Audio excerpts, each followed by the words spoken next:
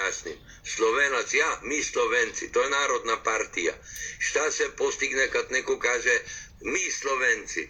Znači postoje oni drugi kao antipod i odmah je u korenu svađa, razdvajanje, a sa time je kult Kalima uspešan u uništavanju svih ovih mi Slovenci. A to važi i za ostale. Mi Hrvati, mi Bošnjaci, mi Crnogorci, mi Makedonci. Ja vam govorim već 1,5 godina dana o pogrešnim identifikacijama.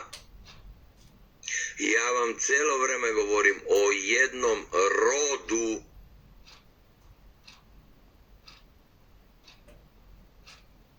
I svako od nas je dio tog roda.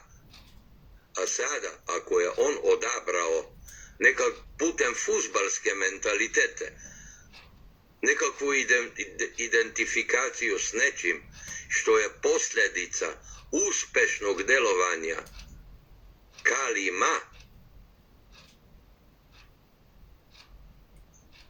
ja mu nisam kriv i svaki pojedinac treba to prevazići.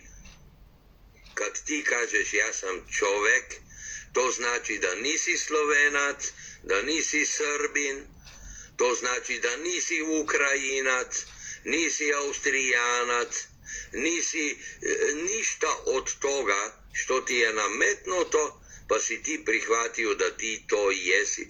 To je sve pogrešna identifikacija.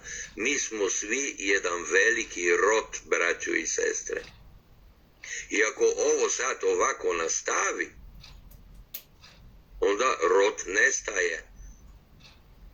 Onda istina nestaje. Onda sloboda nestaje. Nestaje svaka nada. A baš smo u kritičnim vremenima. Još jednom razmislite o tome što ste sada čuli.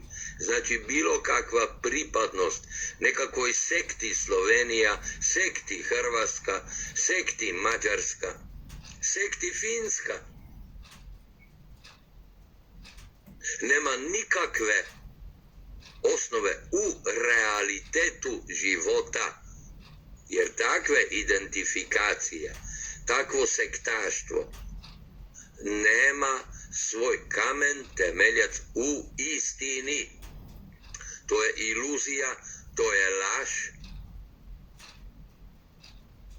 I pošto mi, raseni, odnosno rod, prolazeći kroz sve ova razdvajanja, podvajanja, bratoubilačke ratove i tako dalje, ako nismo toliko zreli da shvatimo tko i kako deluje na nas, i ako nismo u stanju da kažemo ne, dosta, odjebite anglosaksonci, odjebite svi koji ste do sada razdvajali naš rod